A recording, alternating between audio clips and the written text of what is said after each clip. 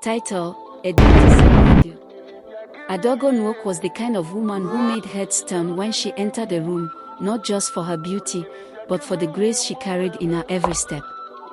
At 26, she had finished school, started a small fashion business, and fallen deeply in love with Obinenoji, a young businessman who had returned from Port Harcourt to invest in his hometown, Enugu.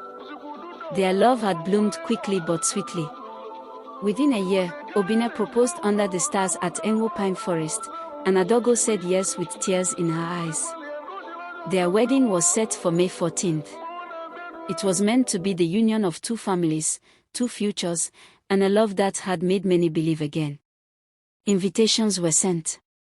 Also, Ebi was picked. The caterers, decorators, and even a small live band were all secured. The night before the wedding, the Okoro family compound in GRA buzzed with excitement. Aunties braided hair and fried puff-puff, uncles shared bottles of palm wine, and children ran around, laughing freely. Adaugo, dressed in a soft satin robe, posed for late-night selfies with her friends and whispered prayers with her mother. At 10 p.m., she said, "Let me rest more. Tomorrow is a big day." She smiled, kissed her mother on the cheek, and walked into her room. That was the last time anyone saw her. By 6 a.m., her mother gently knocked on her door. "Adaugo, wake up, Baiko. Time to start preparing." No answer. She knocked again. Still silence. When they opened the door, the room was empty. The bed was neatly made. The white wedding gown still hung untouched by the window. Her phone sat on the side table, switched off. Her shoes were where she had placed them.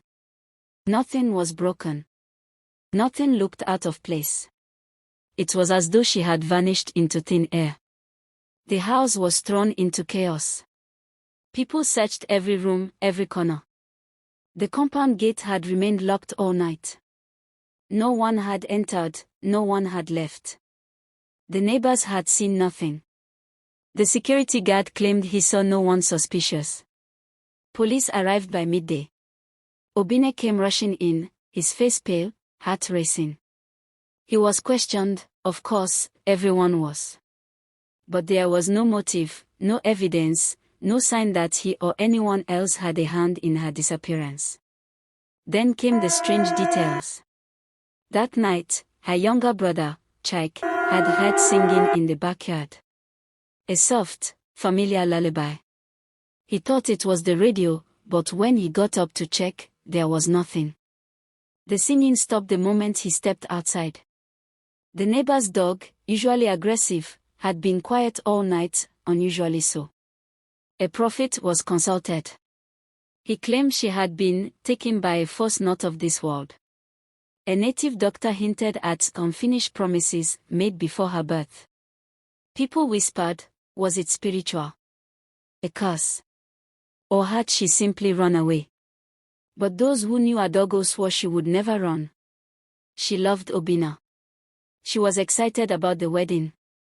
She had even packed her honeymoon bags. Weeks passed. Then months. No ransom was ever demanded. Nobody was ever found. No trace, no clue. Every May 14 since then, someone places a single white rose at the gate of the Okoro family home. No one sees who. No one knows how. And on some nights, neighbors still claim they hear soft singing from the backyard, a lullaby only Adaugo and her late grandmother used to hum. They say love is eternal. But so, sometimes, is mystery.